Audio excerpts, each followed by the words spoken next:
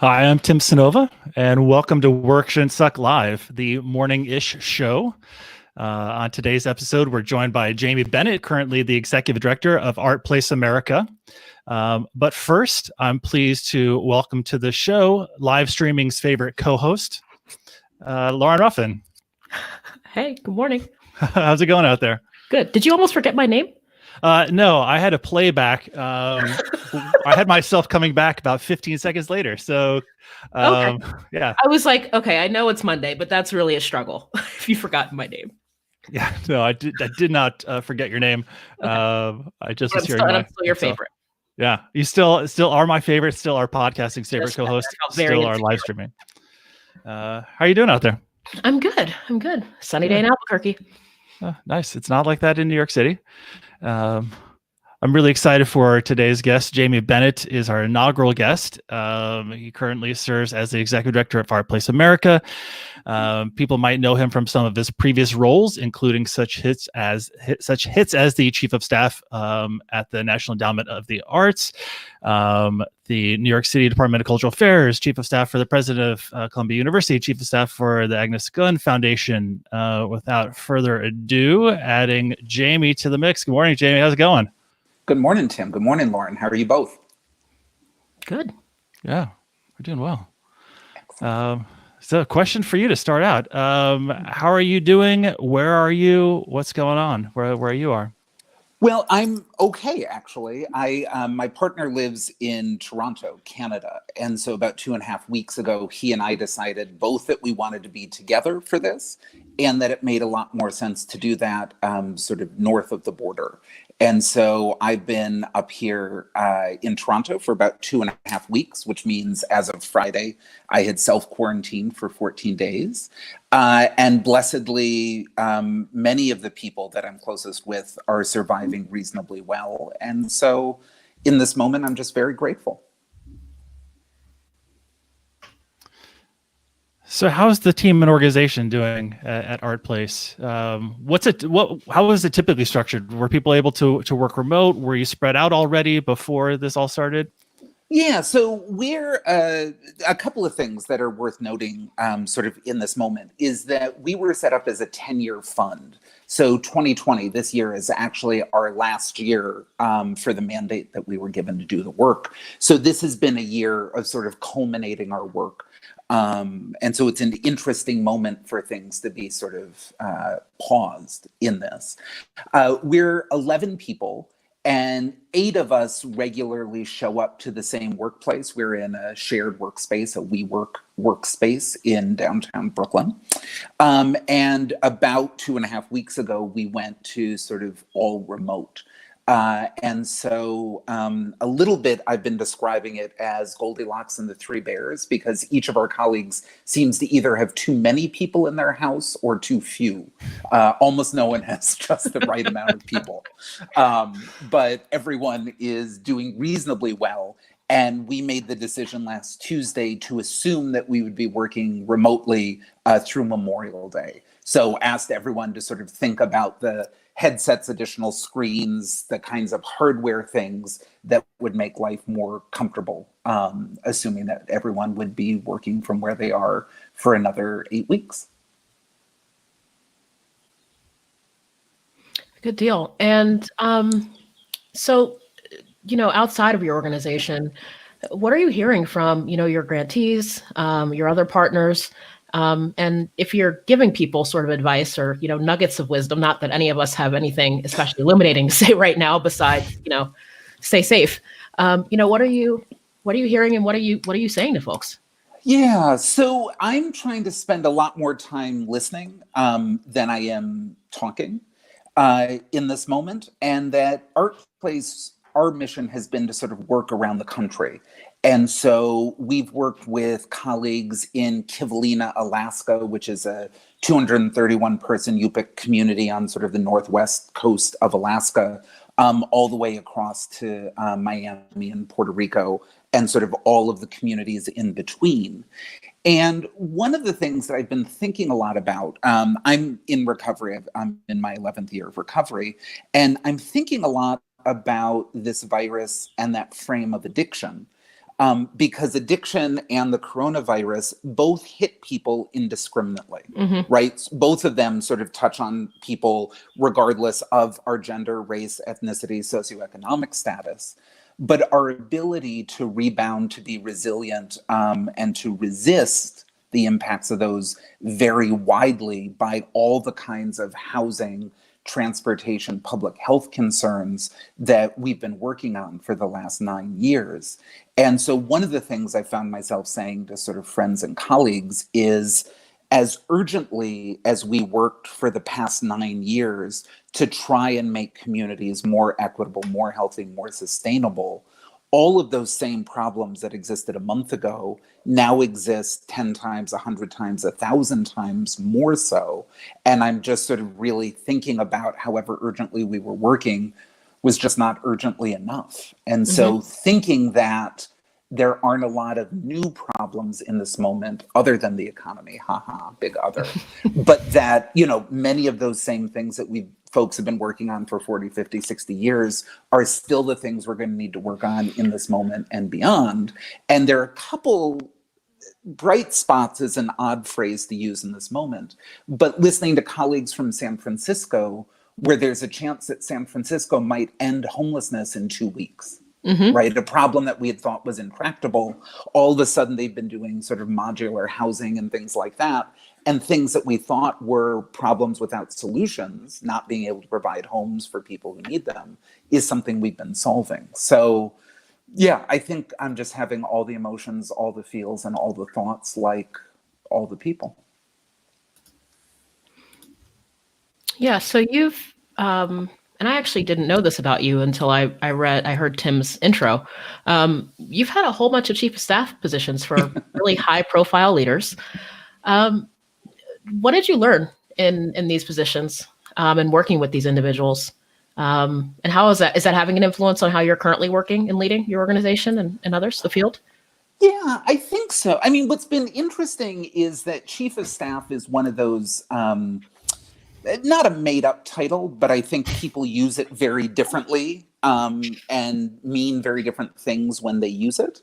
And so I've used that title to describe the work I did with Agnes Gund, who's an extraordinary individual philanthropist, when I was working for the Commissioner of Cultural Affairs in New York City, when I was working for the chairman of the National Endowment for the Arts. And what was interesting in each of those cases is that I was sort of solidly a number two, right? I could give advice, I could sort of say on the one hand, on the other hand, but I would sort of look to the CEO, to the leader, to the principal person to sort of make the decisions. And I still remember the first week, 2 weeks when I was on the job at ArtPlace, and I had sort of moved from that number two role into sort of being an executive director. I sort of laid out all of the pros and cons and then looked around for someone to sort of make the ultimate decision and realized all of a sudden that the cheese stood alone. And I mean, I had extraordinary colleagues at that point. Our colleague Liz Crane and I were sort of the two full-time ArtPlace employees, and we built out the team and do that. But that notion of sort of the first time you realize that you're where the buck is going to stop, you know, is a moment of sort of the record player scratching and sort of saying, uh-oh. Yeah, that's, that would be so terrifying for me, especially after with Fractured Atlas's shared leadership team. I've had the realization I don't want to run anything alone ever again. Well, you all have what? You have like 4 CEOs, right? We do. Yeah. 4 of us. I can't sort of sort out if that would be more comforting or less comforting. Oh, it's so comforting. More comforting. Yeah, totally. That's awesome. 100%. Yeah. Having been in that role of like single CEO, the 4 is far more comforting and challenging, but also especially at times like these. And being on calls with our colleagues at other organizations who are at the best of times in leadership roles, often isolated, and then staff members, those they serve, are looking to them for answers, and we're human beings. And it's like, I don't know. I've never been in a global pandemic before, and with things changing constantly, and to have 3 other people in the organization that you can go to is really comforting. Yeah. And they've managed to do what everyone thought was impossible, which was teach me to collaborate off of a basketball court. So um, the world thanks my colleagues at Fractured Atlas. Um, so how are you approaching sort of self-care and resilience right now, Jamie? Yeah, so it's, what's been helpful is there are enough people in sort of my close circle, both professionally and personally, that some of us, about a third of us, are doing okay in any moment. About a third of us are so-so in any moment. About a third of us are really down in any moment. And so having that sort of circle of folks that are in different places on sort of the emotional roller coaster has been really helpful. At work, we instituted a daily sort of 10 a.m. Zoom call that we're calling the virtual water cooler. And the idea was, particularly for those of us who sort of feel like we have too few people in our homes, this is a chance to just sort of get together and kibitz and gossip with colleagues. And we try and not do any work during that sort of 30 minutes from 10 to 10:30, but just sort of share goofy videos or, talk about the disaster that we tried to make in the kitchen or do things like that. And I think that's been really helpful. To just sort of have a moment of that sort of virtual water cooler of coming together. And otherwise, I'm of that school of thought where I sort of wake up in the morning, try and go out for a run, put on, grown-up clothes for the day. And then at 6 o'clock, try and shut down my work computer and sort of go all in on Netflix. Although we've not gotten to the Tiger King yet, so I don't want to. Yeah. No spoilers. Congratulations on putting on actual clothes. Yes. I've started referring to jeans as hard pants, and I'm never going to wear them again. Right. Never again. I tried to put on a pair of jeans. Never again. Well, as someone said, never mind the freshman 15 from college. This is going to be the COVID-19 that we're all going to put on. And in this moment, sweatpants are not your friends because they sort of make you believe that everything's okay. Yeah. But then you put on those jeans. Yeah. Yeah. Someone on Twitter was talking about, do you have to audition for My 600-Pound Life or do they just sort of put you on, We're all wondering what happens after this is done. I think they'll just work through the phone book. Yeah. Yeah. Well, it's Lauren, speaking about what happens after this. So Lauren is both podcasting and live streaming's favorite co-host, but also has her own live stream. And yesterday was speaking with Thomas Cumberbatch, the CEO of Godspeed Communications. And during their conversation, one of the things that really resonated for me that I'd not thought about yet in sort of a deep way was what happens when all of this is over? We work in the cultural sector that's built on bringing people together and trying to figure out how we do that when we can't physically be together. But what happens when we can go outside and gather again in public spaces and go to performances and whatnot? I'm curious to get your thoughts on this one, Jamie. Well, one of the things that I've spent a lot of time sort of worrying about is I think one of the challenges in getting large groups of people to sort of do the things that we need to do collectively in this moment is that this virus is invisible. You can't sort of see it. You don't know that it's there. You can only sort of see the effects of it.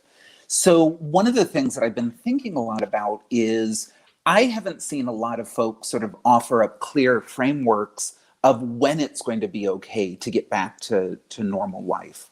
So I sort of worry that even once we sort of turn things back on and government officials say, yeah, go out, go to the coffee shops, in many ways it's going to look and feel like it did sort of during the pandemic. And so I don't know that folks will trust that.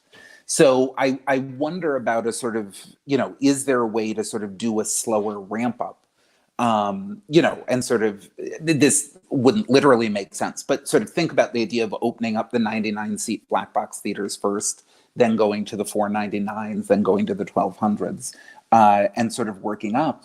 And I also think it's been really interesting to see some of the ways that artists have been using Instagram and other online platforms to be able to connect with audiences, not just in live venues. So, yeah, I don't know. 4 years ago, I sort of gave up making predictions about the future. So I don't know that I'm going to make up one. I'm going to give one now. But I think there's a very good chance that 2021 is not going to look like 2019. Oh, yeah. Yeah. So we have some of our good friends who are having a good time on the chat with mainly with each other. They're just mainly saying hi and shouting out. Some have submitted questions. From the amazing Diane Ragsdale has a question for Jamie. Has this pandemic made you think differently about quote unquote place vis-a-vis creative placemaking? Thanks, Diane, for the question. Thanks, Diane, and good morning. I hope you are well in New Jersey or wherever you are today. And, you know, it's interesting. Our colleague, Sarah Calderon, who's our managing director, is on the board of a group called DreamYard in the Bronx, which is a place-based education and sort of youth development organization. And they've been having daily calls with their board. And one of the things that Sarah said is that frame of place has become much more legible and much more urgent to all of the board members as folks understand what it means to be a group of people who are related by geography, right? All of us live in many different kinds of communities, communities of identity, communities of affiliation, communities of aspiration. All of us also live in communities where we share geography with folks. So one of the things that DreamYard did in pivoting its work was reinvent itself in this moment as a food distribution hub. So how are we making sure that the young people and their families are still getting at least the nourishment they need, in addition to the online work that they're doing and resources that they're offering. So that notion of place, that those of us who are in a place together are really dependent on the same systems for food delivery, for transportation, for health access, I think has become really, really urgent. Great. Our friend Andrew Taylor, great headshot, Andrew, asked us, also thanks for the shout out about my tech setup. You can have whatever you want. I've got way more light kits now that they have to stay in my apartment rather than the fractionalist office. But Andrew Taylor is asking us, how is ArtPlace adapting its grants/support requirements in this moment? Are you relaxing constraints, adding more money, both? Morning, Andrew. Yeah. Good morning, Andrew. And if you're in DC or the DMV area, I hope you and your household are well. One of the things that makes it a little bit odd to be at ArtPlace in this moment is that we're in the 10th year of 10 years of existence, right? And so we essentially committed all of our budget last year and the year before, and we're essentially going through paying those things out now.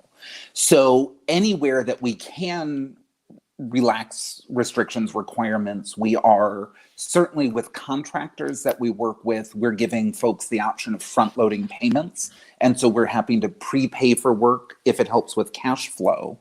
But essentially, our money is almost entirely already out in the field. There are a couple exceptions that we're working on and trying to work even more quickly.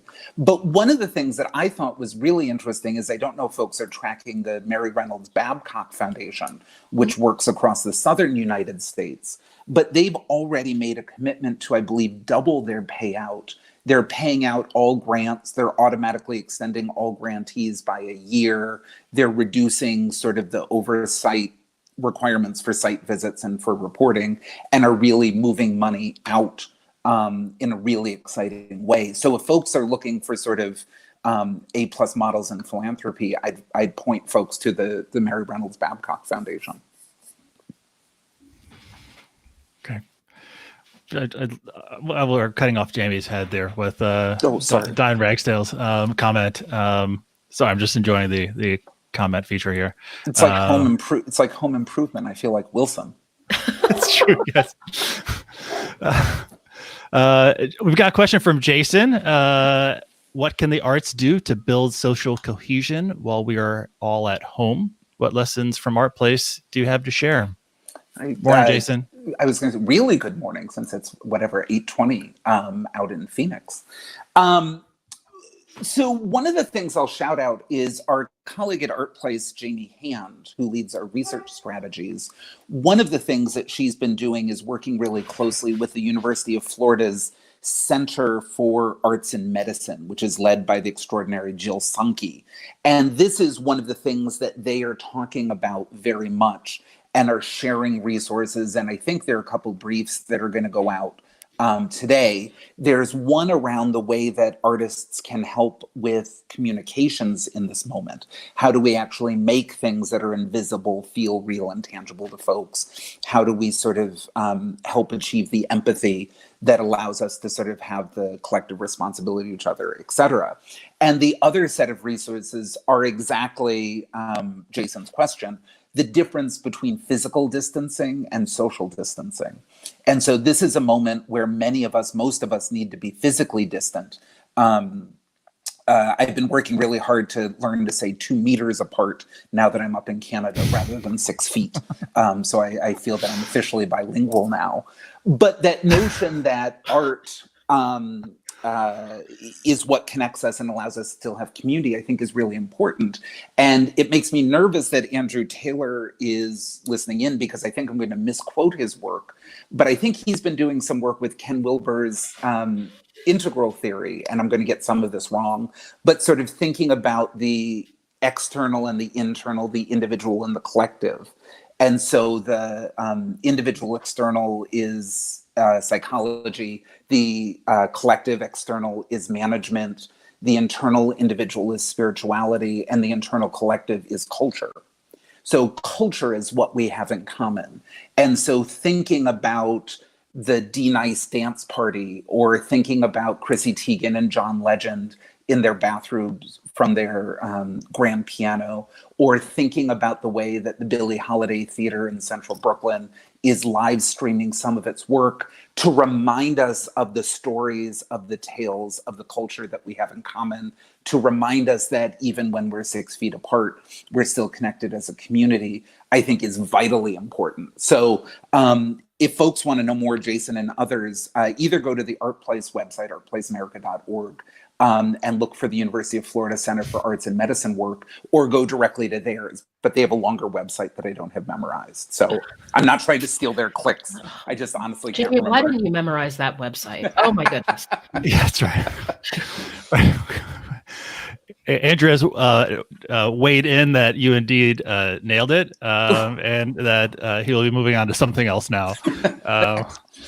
If anyone does want to hear more about Andrew talk about that, he was on one of our podcast episodes a while back where we talked about the workplace and how this was recorded before everyone increasingly went virtual and remote, but his thoughts on what makes a workplace and what are the millions of things that we don't even give any thought to when we're in a physical space together, and now how does that work when we're not? Let's see what else we have here. Lauren, do you have anything else while I'm looking down the list here? Okay, yeah. Are you going to throw any more comments up, or do you want me to? I will, but I haven't read them. Okay. Got it. No, you're really engaged. That's right. I've been listening, Lauren. So no, I want some. I think it was, I can't scroll up on our chat, but someone asked, Jamie, how are you bringing art into your life right now? And I'm really curious about that. Yeah, so I think like a lot of folks, it's largely music and sort of video performance.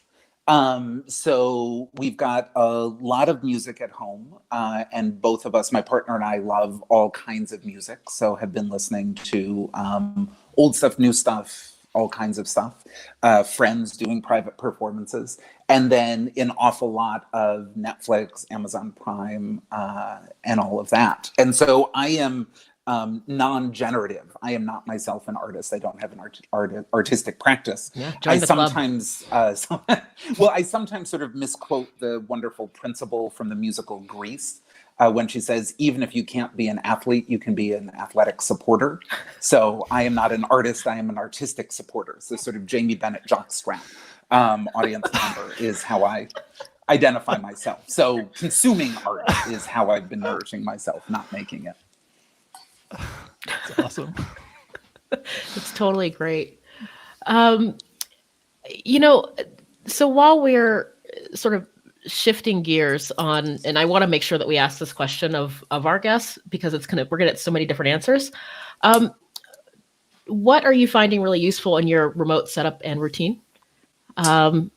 Is it working for you, and how are you working remote right now? Yeah, so at the moment, I'm on a laptop and an iPhone, and so I know that a lot of folks are sort of talking about constantly being on small screens as being really difficult.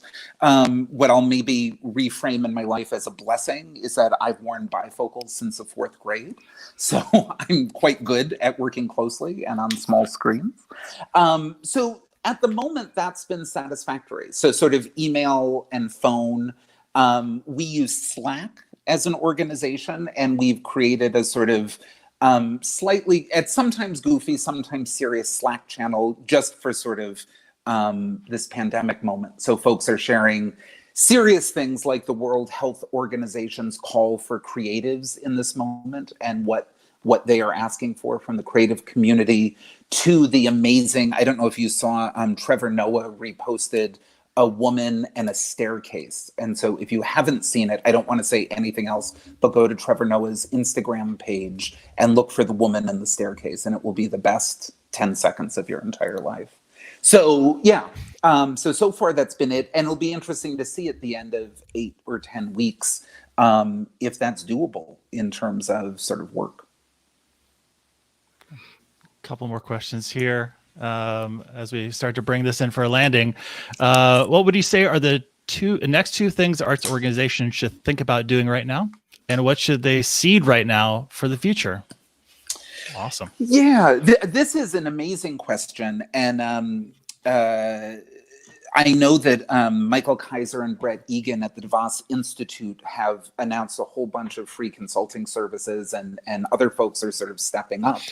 My quick summary of what I've read and sort of been hearing is that for many arts organizations I've been talking with, their number one concern is payroll. How are they going to make sure that they can keep their commitment to the community of artists and administrators who's made their work possible? Their second concern is sort of rent. Does it mean that we're going to get evicted in this moment? And then their third priority, which are all sort of closely clustered together, is mission. How do we keep sort of sharing the stories? How do we keep making connections? How do we do that? And I think one of the things that's going to be really hard in the coming months is there's going to be a lot of attention on the next 2 to 3 months in terms of recovery, but it's that 6 to 24 month period that I'm really worried about, and that entities that have a lot of their wealth in the stock market may not have wealth anymore. So foundations, endowments are going to shrink, and because foundations have historically used 3-year averaging, I think their payouts are going to be a lot less, and high net worth individuals are going to have a lot less money because they've been in the stock market. So folks who have more of our holdings in cash, who have our sort of bank accounts, are going to be the ones that are actually going to have more expendable income. So I think focusing on that lower price point activity, how do we get more folks in for $5 activities, not how do we get more $5 million naming gifts, is what I think is going to be hugely important in terms of rebuilding the arts business models, but also in terms of rebuilding our communities and coming back together and remembering how to be physically proximate. Yeah. Jamie, that's a really interesting point that I hadn't really refined in my head yet, which is, if we're talking about smaller dollar gifts, it's really doing what, so many lower income, sort of Black and brown communities have done in terms of passing the hat. Right. To find support for their work, and really finding that as an important audience engagement mechanism. Absolutely. So thank you for that. So we're almost at time. Really excited that you were here, Jamie. Do you have any departing thoughts as we wrap this up? I just think my only thought is that because I was your inaugural guest, in this moment, I am both the best and the worst guest you've ever had on this live stream. And that duality is really exciting to me. Yes. Yep. Yeah. Jamie, thank you so much for launching this with us today. Thanks to those who have joined the live stream. We are here almost every weekday at 11. Tomorrow we're joined by Christine Bader, who's the co-founder of the Life I Want Project, also author of When Girl Meets Oil, The Evolution of a Corporate Idealist. If you miss us in the meantime, there's the podcast available on workshouldn'tsuck.co. There's the restream of this. You can relive the fun. Don't forget to subscribe if you haven't already. Also, if there's thumbs up option, really terrific start of the morning with both of you. And until next time, thanks for watching, everyone.